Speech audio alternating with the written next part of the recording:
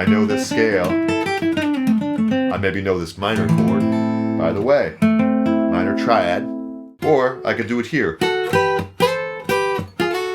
Hey everyone, welcome to MT Guitar. Today I have a lesson for you that I think can really go a long way, bridging the gap between chords and scales, between playing chord progressions and harmony and playing scales and melodies, right? Solos, lead playing, chords. How does it all relate? I think the general consensus among beginners and intermediates is that, and even some advanced players to be frank, is that they're completely separate things and we have to train each individually. So I'm going to train my chords. As a beginner, we're often taught, hey, learn your open chords, maybe get some bar chords when you're ready for that. All right, now put that aside and now learn some scales. And then when you're jamming or when you're playing guitar in general, you have one part of your brain that says, I know how to play a blues scale, a blues chord progression. And then, hey, you play these chords now, I'm gonna switch to a scale. And now we're making music, and that is true. But the idea that you're doing something completely different is actually not true, completely inaccurate. Chords and scales are inextricably linked. Thirds are where we bridge that gap. So I'm gonna give you some exercises as we go. I'm gonna give you some examples. I'm going to give you some bluesy type of thirds to make it very fun and practical, so it's not just some isolated exercise out there, but that it's really a musical exercise that we can have fun with. All right, there's a couple blues cliches that really demonstrate this point. Now, what am I talking about? Without the third, we don't have harmony yet as we know it. So let me demonstrate a couple music theory topics, and then we'll get to something a little more practical as we go. If I play a power chord, let's hear what a chord sounds like without a third, so we know where we're starting from. If I play a A5, all right, very useful for a lot of rock styles, especially in the 90s if you're looking at grunge styles and Nirvana especially, but we have an A5. We call it an A5 because there's no third in it. So in order for it to be a fully fleshed out chord, we would need a third, all right? So without the third, we don't know if something is major or minor. A power chord doesn't give us the third yet, and so once we get a third, we either have major, okay, based on this third string, 6th fret, or minor. A major third or minor third decides if it's a major chord or a minor chord. All right, so now we can see if I play a minor pentatonic scale, the very next note in that scale is the minor third. So it will go with the minor chord. But it also can go with a blues type chord like an A7. Even though it's a minor third, it can go over a blues type chord. That's one of the great things about the blues. So that's why we're going to kind of look at the blues today. This scale has a third in it, right? It's a melodic third. It's a minor third up from the root. But if I play a power chord, really there's no third in here yet. So it's not until I play the third of the chord that I can actually hear the harmony. So I'm going to put a link for a different video on thirds in the description below about the magic of thirds. I recommend you checking that out if you want to go deeper into this next thing I'm going to say. But I'm just going to introduce this idea and let it go because it's a whole other discussion. But 2 thirds happen to equal a fifth, speaking of 5, right? So if I play a major third and a minor third, I get that 5 from that A5 chord. That's because a major third and a minor third together, one after the other, equals a fifth, right? So that has to do with intervals. So that means major third, A to C sharp to E is a minor third, all right? And I'm not going to go too much into the nuts and bolts of this, but a major third happens to be 4 frets away. A minor third happens to be 3 frets away. So I can see that clearly on a single string. All right, so this is called an arpeggio. 1, 3, 5. Now if I switch that up and go minor third first, like a minor pentatonic, and go to the 5th, that's now a minor arpeggio. Minor third, major third equals a perfect 5th. Okay? We can see it here as well. Here's the next octave, root, minor third, major third. We have a minor triad, clear as day. That's a minor triad. Here's an example of a scale and a chord connecting. I know this scale I maybe know this minor chord. By the way, minor triad in the middle of it. Here's 3 notes from the minor pentatonic scale, but really it's 2 thirds in a row. Minor third, major third, creating a minor triad. Now we're starting to see how thirds connect scales and chords. All right. If I hear a great melody and I want to harmonize off that melody as a singer or a guitar player, I can go up or down a third. So if I hear a nice bluesy melody, let's say like, well, I'm going down. If I wanted to harmonize that as a singer or guitarist, I can start up a third and kind of mirror that melody. Might sound something like this. Very nice, right? That's a melody being harmonized with thirds. And we have chords that are made up of thirds as well. If I look at a C chord, this is just a chord that happens to be filled with thirds in the shape itself. Major third, minor third, major third. G similar. Major third, minor third, perfect fourth, major third, minor sixth. But that would be thirds, all right? We have famous songs, like Blackbird, for instance, where it's made up entirely of thirds, almost the entire song. G and B is a third apart, but it's a 10th apart because we've added this octave of G. Here's G to G. That's an 8th. So here's a 10th. 10th is just a third with an octave in between, so it's still a third, just a distant third. But this entire song, which I have a lesson on, right? That's not a third there, but this is a third. D, E minor, E flat, D, C, C minor. See, I can tell what chord is being played just with 2 notes because the third tells us. All right, so let's do a workout now. I'm not going to go on and on about the theory, but I do recommend you check out some other videos of mine talking about thirds. Right now, I want to give you some cool bluesy ideas so that we don't go on and on talking about it. All right, so if I am in G, G is a great key for the guitar. Okay, and I want to play some cool thirds. All right, what I recommend is check out this E shape of G.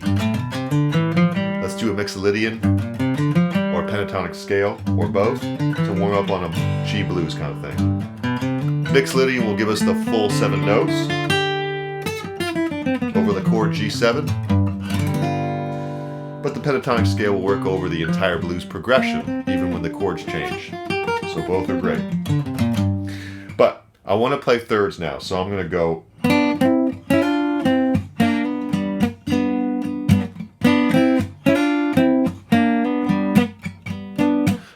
We've all heard this kind of technique before. It's a very common lead guitar technique. We even hear it in old Delta blues kind of recordings as well. So we know it's going to work. All right, pianists do it as well, a lot. Rolling Stones, etc. So we're going to take 4th and 3rd frets here. This is a B and a D. All right, happens to be the 3rd and 5th of G. But between the 3rd and 5th is a third. This is a third interval. It's a minor third. All right. If I just go up the scale, I know this is Mixolydian in the D position. All right, this is Mixolydian in the E position. So we're kind of going between positions right now. If I take this 3rd and 5th, I now move it up the scale. So the B goes to a C, D goes to an E. Or you could think of it as 3rd goes to the 4, 5 goes to the 6. Now I go up the scale again. Slide into it. How did I get here? Well, those are just the next notes, the 2 next notes in the scale. So these are called melodic thirds. I'm going to show you these are called harmonic thirds, broken thirds. I'm going to show you melodic thirds in a sec as well. So I go boom. Now I have the 5th and flat 7th of this key. Go back. I'm going to hammer on the 3rd fret to the 4th fret, 3rd string.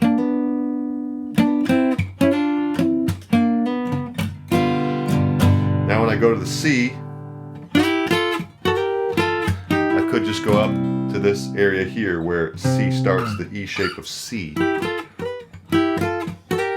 Okay, that's great. Or, by the way, I could do it here as well. actually the same notes. So that's good.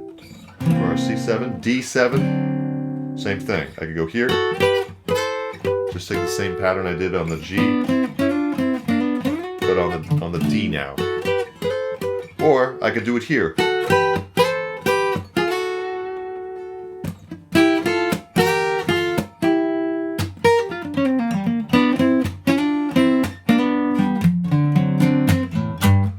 All right, now I can do some open thirds as well. So here would be third and second string of a G chord, are the G and the B now, the 1 and 3 of the chord. 1, 3. Goes to 2 and 4, goes to 3 and 5. Notice we're sliding up the neck. Great thing about thirds is we can move them up and down the neck, not just up and down the strings. C.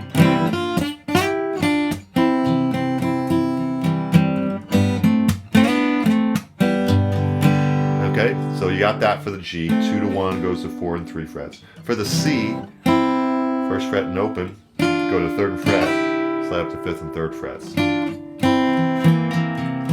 For the D, these are thirds here. D and F sharp are 1 and 3, 2 and 4, slide to 3 and 5.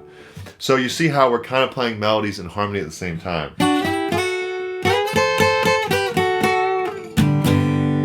I'm not really playing a scale, I'm not really playing a chord. This is where chords and scales can meet in the middle a little bit. We can start to understand that harmony is not just like a big old block chord of bar chords and stuff. Harmony has a lot of subtlety that we can understand music a little more deeply. All right, so there's your workout for kind of a bluesy workout. One thing I want to give you as well before we wrap up is broken thirds or melodic thirds. All right, this is very, very useful for any type of lead workout, warm-up, exercise, and for getting your ear involved as well. All right, so if I have key of G, I'd always want to warm up on the scale. I recommend it at least. We're going to do a major scale now. So not the Mixolydian thing we were doing earlier. If I take the first note and I skip a note, I go to the third. I'm automatically playing a third because I skipped the second note, so I'm going 1 to 3. I go to the second note of the scale, I skip the next note, which is the third, and I go to the 4. So I'm going 1, 3, 2, 4, 3, 5. See? First note, third note. I'm automatically now playing thirds.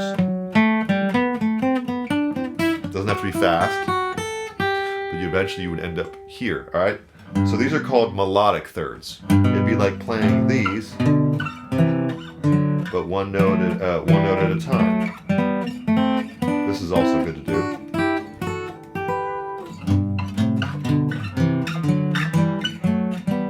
So those are melodic thirds. Those are harmonic thirds. Keep missing those up. Those are harmonic thirds, and this would be melodic thirds, one at a time.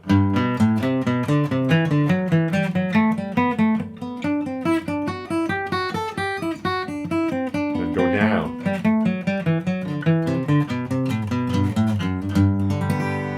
Okay, so that's your workout for melodic thirds. We have a major third, a minor third, major, major, minor, minor, major. That corresponds with the Roman numerals. 1 is a major chord, 2 is a minor chord, 3 is a minor chord because of the third. 4 is a major third, major chord. 5 is a major chord because of the third. 6 is a minor chord. 7 is a diminished, but it starts with a minor. We won't get into that. Don't worry about it for now. Take this week, play some thirds up and down the neck, do some bluesy thirds,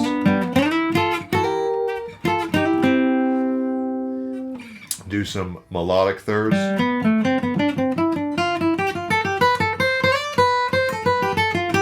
there's Mixolydian,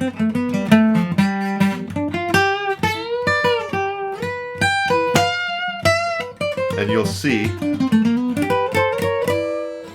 that thirds can bridge that gap between scales and chords. I'm going to put a study guide of this in the Patreon with just the exercises that we covered here. Hope that's helpful for you. Thank you to all the patrons there. Remember to subscribe and hit the thumbs up. We'll see you next time, everyone. Thanks for joining. Bye.